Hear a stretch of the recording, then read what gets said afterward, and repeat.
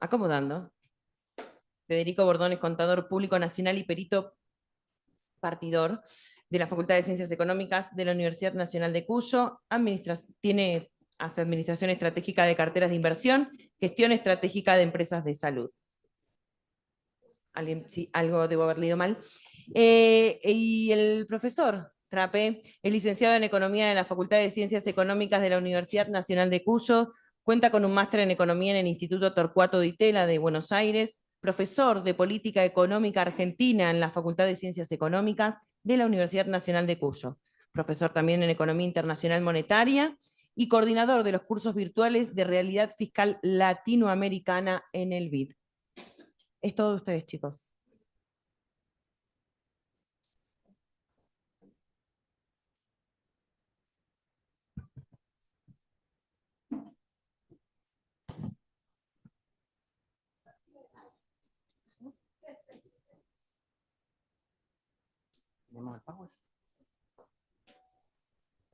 Hola, hola.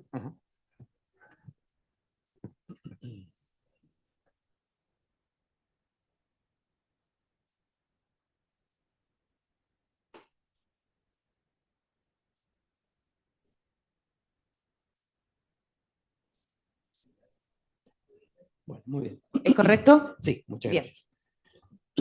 Bueno, buenos días a todos.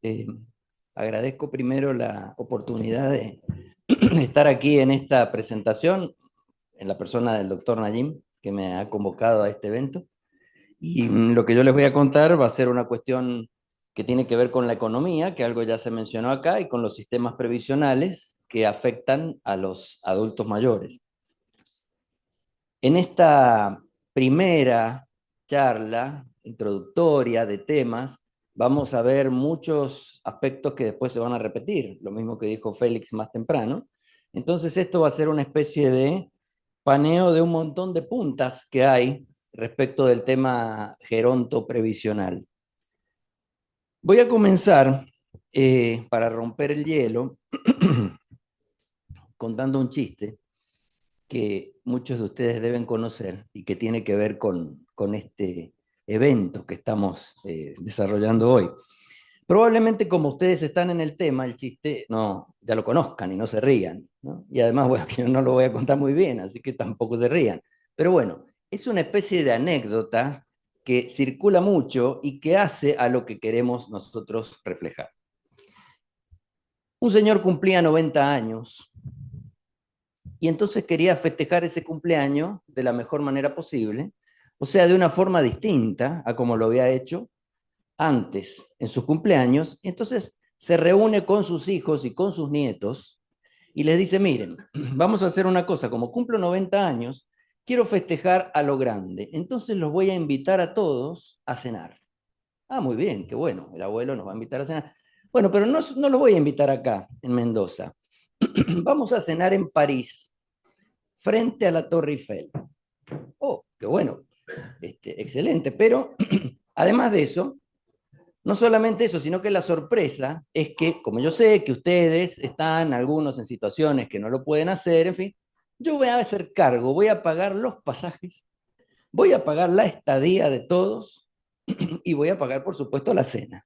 Bueno, entonces, claro, imagínense, se suben los hijos, se suben los nietos, se suben las parejas de los nietos, se suben las parejas de los hijos, la pareja de la abuela no, no la habíamos invitado. Entonces se van a París todos y cenan frente a la Torre Eiffel, una cena espectacular, y después salen a caminar ahí por los alrededores, por el río Sena y demás. Al final de la velada, cuando se están yendo para la casa, uno de los hijos se acerca y le dice, papá, te quiero agradecer infinitamente porque lo que has hecho es increíble. Yo sé, son tus 90 años, es una ocasión muy especial, pero nos has pagado todo, nos has pagado la cena, los pasajes, a todos. Y el papá lo mira y le dice, no, yo no he pagado nada. ¿Cómo no has pagado nada? No, lo han pagado ustedes. ¿Cómo ustedes? Y sí, saqué la plata de la herencia que les iba a dejar a ustedes. O sea, esa situación que uno dice, bueno, simpática, de una persona que quiere agasajar a sus hijos en sus 90 años, Uno debería preguntarse si es la de todos nosotros, si podemos hacer eso. En realidad debería preguntarse si esa es la situación normal o es una excepción de un cuento, de un chiste. Difícilmente yo crea que todos nosotros de los que estamos acá podemos hacer eso o planear eso para nuestros 90 años, si llegamos con salud a los 90 años, no por una cuestión de salud, sino por una cuestión obviamente económica, ¿no es cierto? Entonces, algunos principios que tenemos que abordar acá y que tienen mucho que ver con lo que dijo Félix respecto de la unión de la gerontología con la previsión, son estos. Los problemas de la vejez no solamente pueden abordarse desde el punto de vista de la salud. Obvio que la salud es una dimensión fundamental, pero no solamente importa la salud al momento de analizar los problemas de los adultos mayores, y en particular los jubilados mayores. Tampoco es posible analizar, entre comillas, la situación de la vejez en el mundo, de hacer esa generalización, porque la situación de la vejez no es lo mismo en países desarrollados que en países subdesarrollados o menos desarrollados. Vean ustedes simplemente a los jubilados estadounidenses, alemanes, dinamarqueses, lo que pueden hacer durante su etapa de jubilación y lo que pueden hacer nuestros jubilados. La diferencia es abismal. Entonces no podemos hablar de la vejez o la gerontoprevisión en el mundo, Félix. Tenemos que segmentarla e irla analizando con cuidado. Ha surgido en la economía en los últimos años una rama que se llama la economía plateada, ustedes habrán escuchado, la Silver Economy, que fundamentalmente apunta a la vejez y a sus problemáticas en los países desarrollados. Nos sirve poco a nosotros. Hay que, no digo dejarla de lado, pero por lo menos complementarla, reformularla. Y entonces, la problemática de los sistemas previsionales, de los que se quejaba recién Félix, con razón, están en el centro de la gerontoprevisión. Son cruciales, tanto como de la salud, los sistemas previsionales. Las dos cosas van juntas en la gerontoprevisión y no pueden abordarse por separado. Si uno mira el ciclo de vida de una persona, los años de vida desde que nace hasta que muere, tiene dos curvas fundamentalmente. La primera curva, la que ustedes ven con azul, es lo que sería la pauta de consumo de esas personas, desde que son chiquitos hasta que son adolescentes, edad madura, y en la vejez sube por una cuestión de mayor consumo de medicamentos, etc. Entonces es un gasto en consumo a lo largo de la vida. La otra es la pauta normal de ingresos de una persona. No todos tienen la misma pauta, pero la pauta normal que nos dice que al principio no ganamos dinero, no andaba que al principio no ganamos dinero, después empezamos a ganar, nos estabilizamos y luego viene la etapa de la jubilación. Claramente en este dibujo, en esas dos líneas, se cruzan dos veces, ¿no es cierto? Entonces tenemos dos momentos de situaciones de dependencia de la persona. Es decir, que no se puede autoabastecer, por las razones que sean. A lo mejor son razones simplemente físicas o biológicas, o es muy chico y todavía no puede afrontar la vida laboral, o es muy grande y ya no puede seguir afrontando la vida laboral. Esta situación de dependencia es en la infancia y la otra situación de dependencia es en la edad jubilatoria, cuando ha terminado su vida laboral. En realidad, viendo esas dos situaciones de dependencia, los países lo que hacen, y esto comenzó después de la Segunda Guerra Mundial a fortalecerse estas ideas en los países europeos, fundamentalmente en Alemania, que había perdido las guerras, ¿no es cierto?, y que había quedado devastada después de eso, las redes de contención social. Y las primeras redes de contención social justamente abordaron las dos etapas de dependencia. O sea, la contención social de los niños en su primera etapa y de las familias de los niños, y la contención social de los adultos mayores, que son los dos dependientes. También existen redes de contención social en el medio, cuando la persona genera más ingresos de lo que gasta, pero esas no son las que nos importan ahora.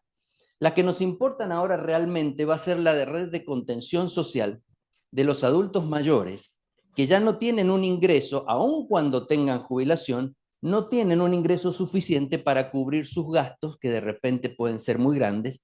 Entonces tiene que aparecer el gobierno tratando de moderar esa situación o de que ayudar a que esa situación no sea tan penosa.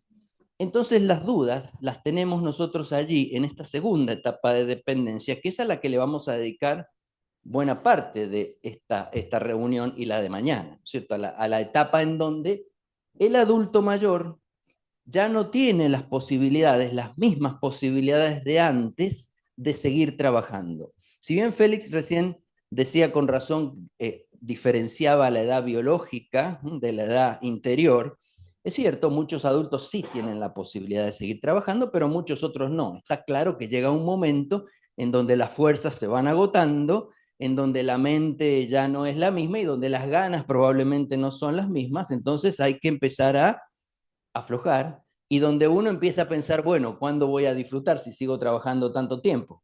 Félix, ¿cuándo va a disfrutar? Bueno, y aquí aparece la gerontoprevisión, ¿no es cierto? La gerontoprevisión de la cual Félix ya habló bastante, vamos a seguir hablando, y que es esta nueva disciplina que trata de abordar, como bien se decía, desde antes, trata de abordar los problemas que se van a presentar después. Y quiero poner énfasis en esto, los problemas que seguro se van a presentar.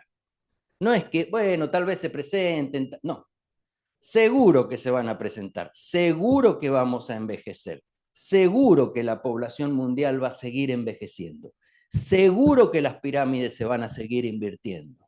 No hay forma en este momento, salvo que existiera alguna tecnología o alguna política agresiva que hiciera que se cambiara la pauta de nacimiento de la gente, la fecundidad y la morbilidad. Es decir, mientras eso no exista, vamos a seguir en esta situación de envejecimiento de las poblaciones, que son las que le ponen presión a los sistemas previsionales.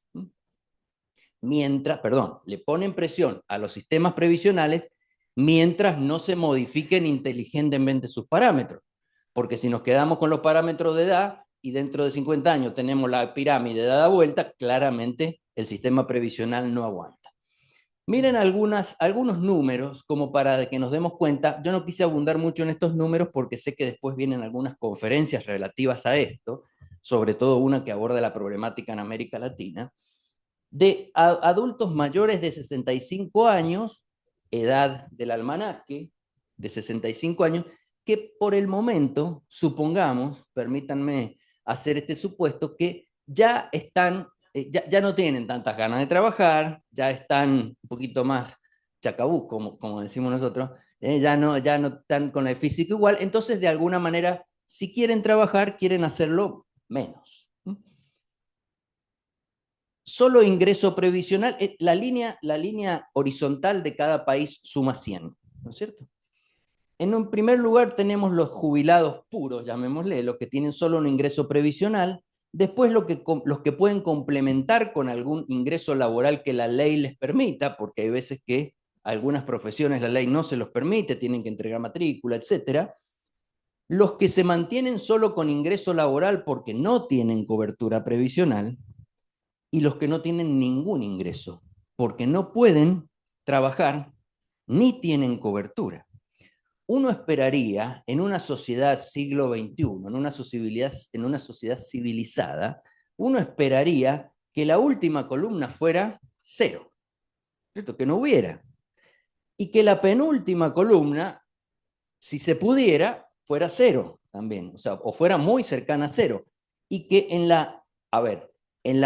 el mejor de los casos, que la primera columna y la segunda columna sumaran 100, de manera que todos se pudieran mantener perfectamente o con su ingreso previsional o con su ingreso previsional más laboral, donde la suma del ingreso laboral fuera una decisión propia, una decisión libre, ¿no es cierto? No una decisión obligada. Sin embargo, fíjense los porcentajes. Fíjense, Argentina, México, Chile, son países que tienen una gran población sin ingreso. Entonces allí tenemos un problema, ya, no mañana, ni en el 2030, ni en el 2050. Ya tenemos gente que no tiene ingreso y que ¿cómo sobrevive? con la ayuda de los hijos, ¿cierto? Con alguna ayuda estatal que pueden conseguir, con algún ingreso, alguna changa con un ingreso no declarado. Fíjense lo que es eso en una situación de un mayor de 65 años, ¿no es cierto? Estar haciendo una changa con un ingreso no declarado para poder subsistir. Entonces esto nos da, la Organización Internacional del Trabajo nos muestra este pantallazo para algunos países latinoamericanos. Y acá tenemos a la CEPAL, que es otra fuente de información, el porcentaje de adulto mayor cuyo ingreso es insuficiente para cubrir la canasta de necesidades básicas. Dicho de otra manera, para una vida digna, no para una vida lujosa, no para una vida ostentosa, una vida digna, con la satisfacción pura y simple de las necesidades básicas. Aquellos de allá, de aquella punta, los quintiles de aquella punta son las personas de menores ingresos, los más pobres, y estos son los más ricos. Fíjense que en todos es alto el porcentaje de quienes no pueden cumplir con la canasta básica, incluso en los ricos, sorprendente. Incluso en los que están de mayores, en los adultos mayores que están en los mayores ingresos. Pero por supuesto, a nosotros nos preocupan los dos primeros, porque son los adultos mayores de las clases bajas. Y esos tienen menos posibilidades. O sea que acá hay un componente que nosotros los economistas le llamamos de regresividad, es decir, que afecta más a los que menos tienen, perjudica más a los que menos tienen, muy fuerte. Porque estos adultos mayores que están en los primeros deciles, quintiles 1 y 2, son los que tienen además poca chance de ser ayudados por sus hijos, seguramente, porque sus hijos seguramente están también en esa situación de quintil 1 y 2. Es decir, es muy difícil que uno de esos adultos mayores tenga un hijo que sea millonario o que tenga mucho dinero. Ocasionalmente podría suceder y que los ayude, pero si no, son los que más desamparados están. Por lo tanto, hay un componente de regresividad, esto siempre para América Latina, muy grande. Bueno, algo similar pasa en Argentina, mirando a Argentina, con los hombres y las mujeres. No les quiero abundar en esto, pero nuevamente volvemos a tener la misma situación, dividido hombres y mujeres, y ahí viene lo que dijo Félix también. En Argentina, el Observatorio de la Deuda Social de la Universidad Católica Argentina estima cada año el barómetro de la deuda social con las personas mayores. O sea, no solamente con la población toda de la Argentina, sino con las personas mayores de 65 años. Y fíjense, acá en las filas aquellas hay distintos tipos de carencias o de cosas que no se tienen. Entonces, fíjense, personas que habitan en hogares con 3 carencias, esas carencias de los hogares tienen que ver con la luz, el gas, el tipo de piso, el tipo de baño, el tipo de techo, el tamaño, etc. Con más de 3 carencias, fíjense que los menores de 60 años hay un 29% y los mayores hay un 14%. Bueno, uno diría, son menos los mayores que los menores. No, tendría que ser 0 el de los mayores. Tendría que ser 0. Y miremos otras carencias. Personas que no tienen ingresos, porcentaje siempre, de personas que no tienen ingresos suficientes, con inseguridad alimentaria, con déficit de atención médica, que no tienen una vivienda digna, con déficit en su estado de salud, malestar psicológico, déficit en la calidad del sueño y con sentimiento de infelicidad. Miren, yo he marcado con color cuáles son esas carencias en donde hay más adultos mayores de 60 años que menores de 60, que gente de menores de 60 años. Es decir, carencias más graves en los adultos mayores que en las personas menores de 60 años. ¿Y cuál es el problema de esta carencia? Que el adulto mayor, de nuevo, tiene menos recursos, menos posibilidad para resolverla. Entonces, estas carencias que vemos acá marcadas en particular son carencias que deberían ser 0, que son bastante más grandes que en la población promedio y que son muy difíciles de resolver para el adulto mayor. Todo esto nos está dando una idea de cómo, como decía bien Félix recién en la primera conferencia, se han hecho mal las cosas, seguro, porque esto en otros países es diferente. Bueno, es momento de empezar a cambiarlo mientras tengamos el bono, ¿no es cierto? El bono poblacional. Estos números entonces, ¿qué nos muestran? Algunas conclusiones. Que el problema de los adultos mayores en América Latina y en Argentina tiene un componente económico que no podemos dejar de lado. No le basta a un jubilado, pregúntenle ustedes a un pariente jubilado, si le basta con estar sano. Está bien, es una condición necesaria, pero no es la única, claramente. Esto deriva hacia un problema de psicología, o sea, un problema psicológico por la falta de acceso o deficiente atención en algunos servicios. Entonces se genera una situación de impotencia. Primer palabra grave que tenemos acá, impotencia. O sea, el adulto mayor siente que no puede cambiar las cosas, que no tiene voz ni tiene posibilidad de cambiar las cosas. Voz política prácticamente no tiene. Posibilidad personal prácticamente no tiene para resolver su carencia. Entonces empieza el sentimiento de impotencia. Yo no lo voy a poder hacer, no lo voy a poder hacer, esto no lo voy a poder cambiar, me voy a morir así. Digamos, me voy a morir con esta situación. Dentro de ese problema, dijimos, hay un aspecto regresivo. Los que menos tienen lo sienten más, lo sufren más. Y entonces acá viene la situación de carga, la sensación de carga. Yo no lo puedo solucionar, no tengo recursos, soy una carga para mis hijos, voy a seguir siendo una carga para mis hijos, que para colmo, como estamos en el quintil 1, no están en una buena situación. O sea, soy una carga para mis hijos y para mis nietos. Mis hijos, si me dan un peso, se lo están sacando a mis nietos. Esa es la sensación de carga que tiene el adulto mayor. Y la última sensación es la sensación de que el sistema previsional no le da respuesta, no le va a dar respuesta hasta que no se resuelvan una cantidad de problemas que seguro se van a discutir acá, y entonces está la situación de vulnerabilidad. ¿Que cuál es? Si el gobierno decide que me va a recortar la jubilación al 50%, no tengo nada para hacer para evitarlo. O sea, soy totalmente vulnerable, no solo a las decisiones gubernamentales, sino a los vaivenes de la economía. Sube la canasta básica, no tengo nada, o sea, que hacer para poder cubrirme, para poder evitar. Sumen esas tres sensaciones que tienen los adultos mayores, piensen que los adultos mayores de los primeros quintiles las tienen más notables, más fuertes, y uno se da la idea, entonces, de cómo se sienten hoy los adultos mayores. Fíjense que yo estoy hablando a mí me llamaron para hablar de economía, ¿no es cierto? Pero la economía es una ciencia social.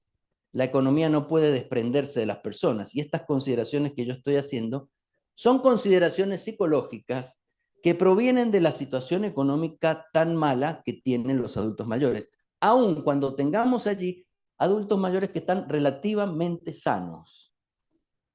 El problema de la salud se agrega a se agrega, no lo reemplaza. Bueno, como estamos lidiando con eso, yo me pregunto por qué, y ya voy yendo hacia el final. ¿Por qué pasa esto? En otros países pasa, pero menos, y en algunos países muy poco.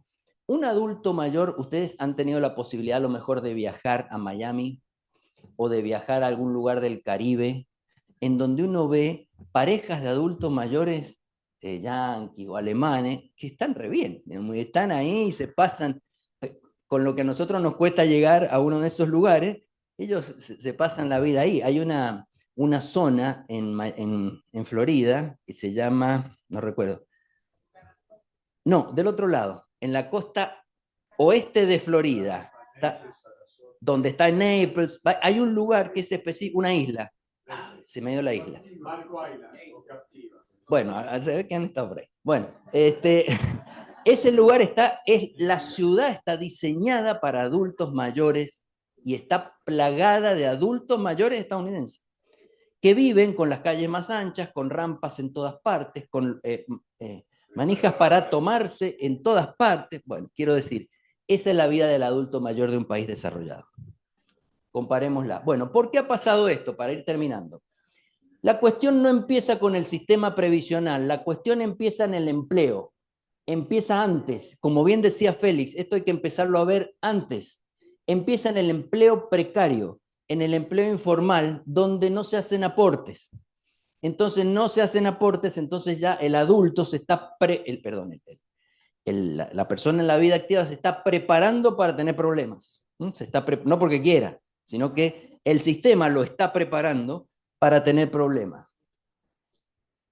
Mal funcionamiento del sistema previsional.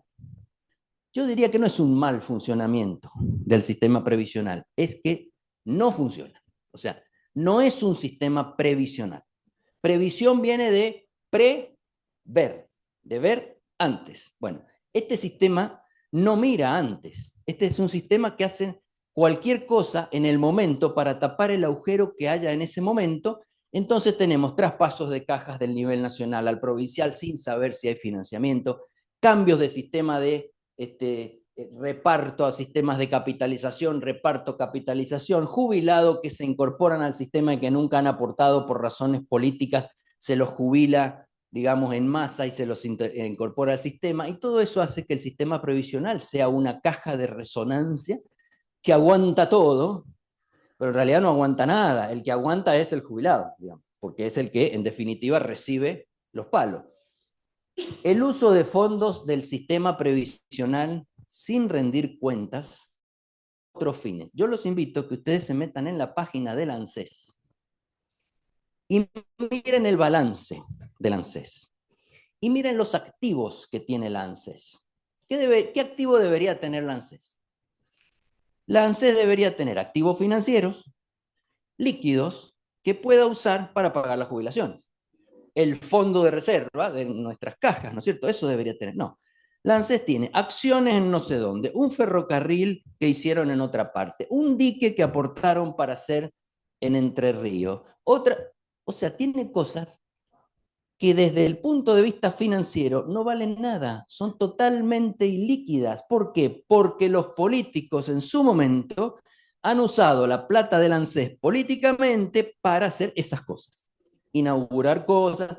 Entonces hoy la ANSES, dicen, tiene un patrimonio de tanto, sí, pero en los papeles. Pero anda a vender un dique, anda a vender una carretera que han hecho, no vale nada del punto de vista financiero. ¿Con qué plata le va a pagar a los jubilados? Le va a dar un pedacito, un kilómetro cuadrado de carretera.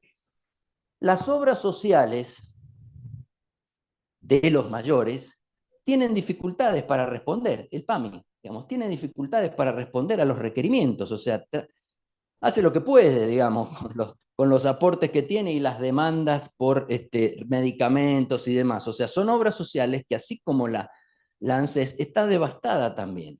Entonces, ahí está la vulnerabilidad, ¿ves? Que no te va a responder, no te puede responder. En este caso menciono al PAMI.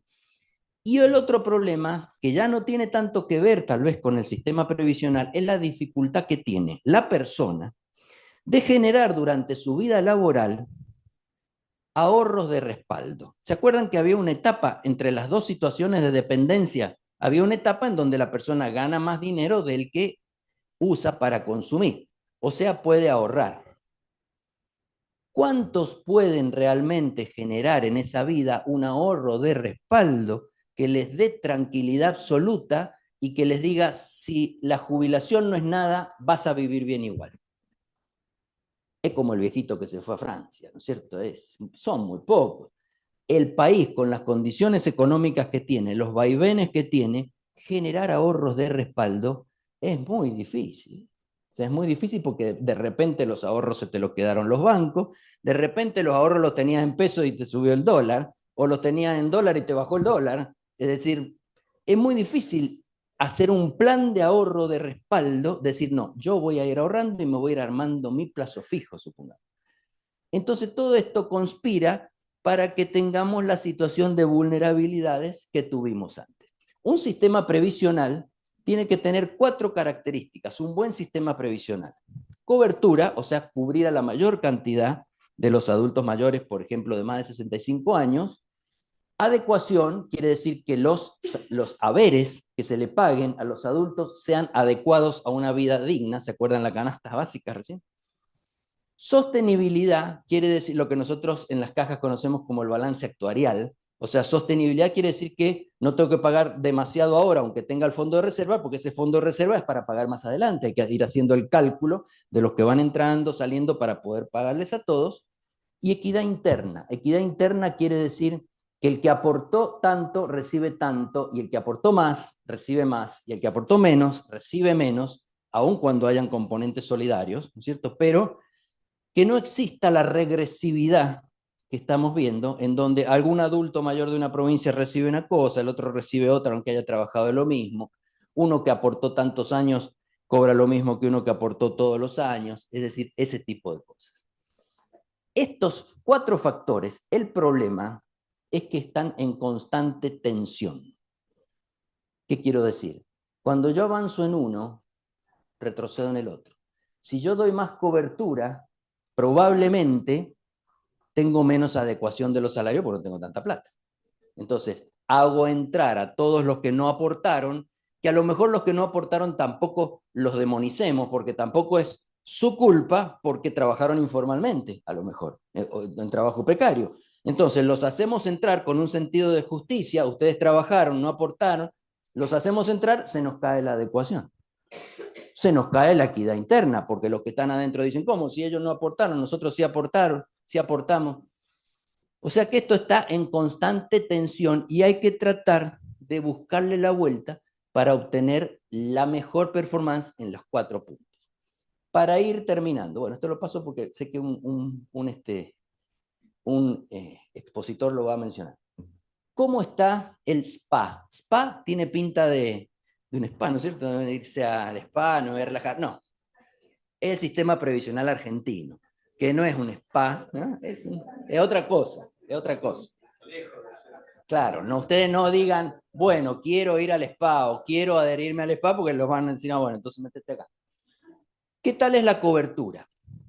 Resulta que la cobertura es bastante buena. Es bastante buena, entre el 90 y el 95% después de los ingresos que se hicieron. Si uno lo mira de afuera, es bueno. Pero eso va en contra de la adecuación. No tengo que decir nada de la jubilación, ¿no es cierto? Y la canasta. En contra de la sostenibilidad. No sabemos. En realidad, de la sostenibilidad del sistema previsional argentino, no sabemos. No es que digamos es sostenible o insostenible. No sabemos. No hay ninguna cuenta. Nadie ha hecho ninguna cuenta, ningún balance actuarial, ¿no es cierto?, del sistema para ver hasta cuántos son los años de vida del sistema previsional argentino.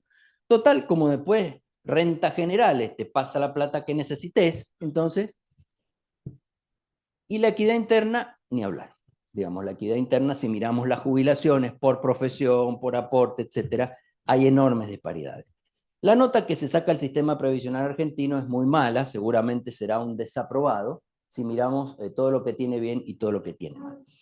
Para terminar, ¿cuáles son los retos actuales? En función de lo que acabo de decir, le acabo de contarle, y también abriéndole la puerta a las discusiones que van a venir después.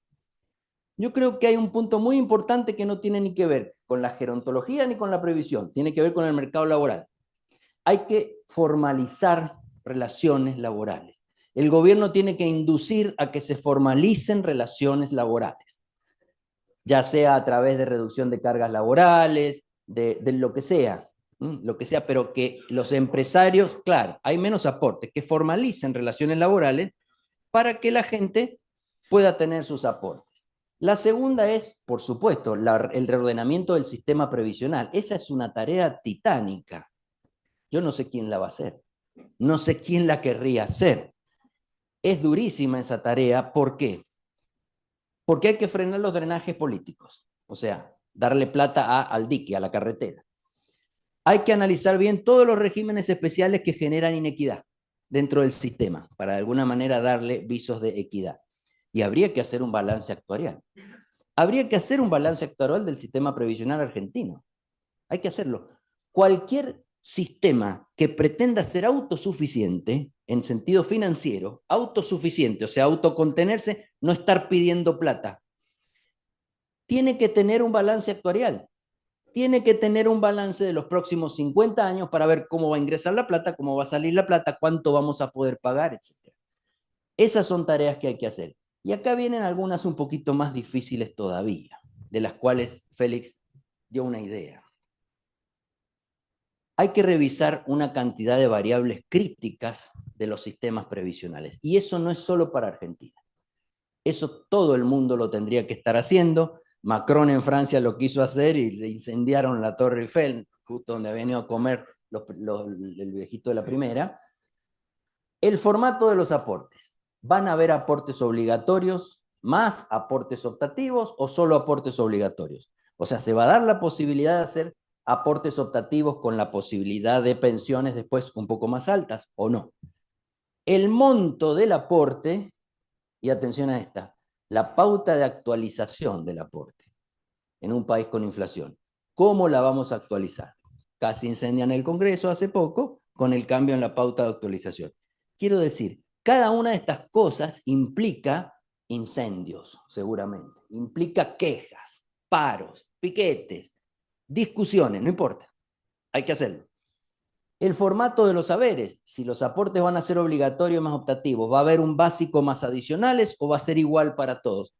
¿Qué es lo justo? ¿Qué es lo justo? ¿Que todos cobren lo mismo o que todos cobren según lo aportado? Claro, pero está bien, pero es una postura, pero uno podría decir, no, lo justo todo lo mismo, si son todos jubilados. Ah, entonces esa discusión hay que dársela. Monto y pauta de actualización de los saberes, así como los aportes. Años de aporte obligatorio.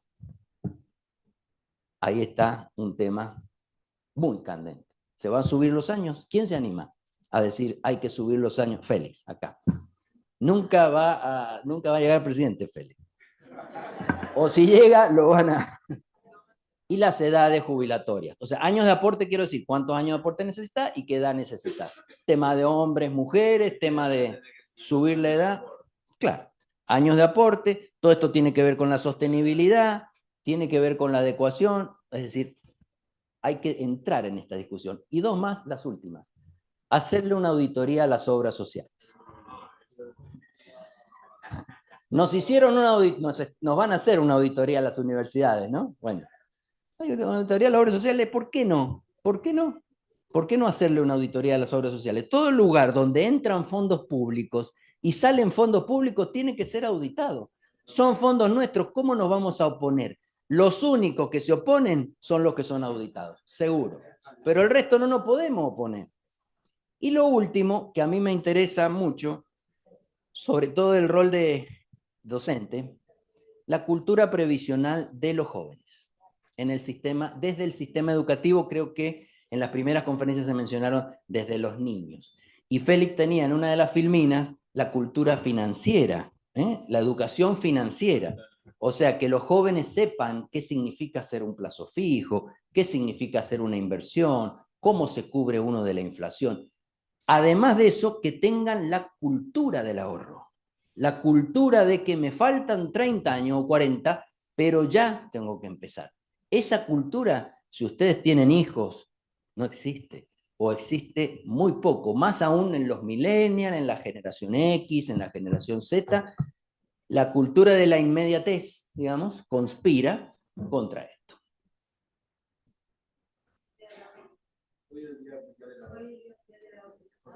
¿De la? Ah, bien. Así es, de la obra. También es Halloween hoy. También es Halloween. No sé si tiene algo que ver. Bueno, hay mucho por hacer, como les decía, todas esas cosas son muchas cosas que hay por hacer, pero antes de hacer, para no meter la pata, hay mucho por acordar. O sea, porque acá tenemos que respetar la opinión de los demás, uno que digan que lo justo es que cobren los que más aportaron, otro que diga que lo justo es que haya un componente universal. Bueno, discutámoslo. Y hay mucho por discutir. O sea, hay mucho por hacer, por acordar y por discutir, pero hay que hacerlo ahora, porque el tiempo corre. El envejecimiento no se detiene, ni se va a detener. El envejecimiento poblacional no se va a detener. Mientras más nos demoremos, la bomba nos va a explotar más fuerte. Bueno, muchas gracias.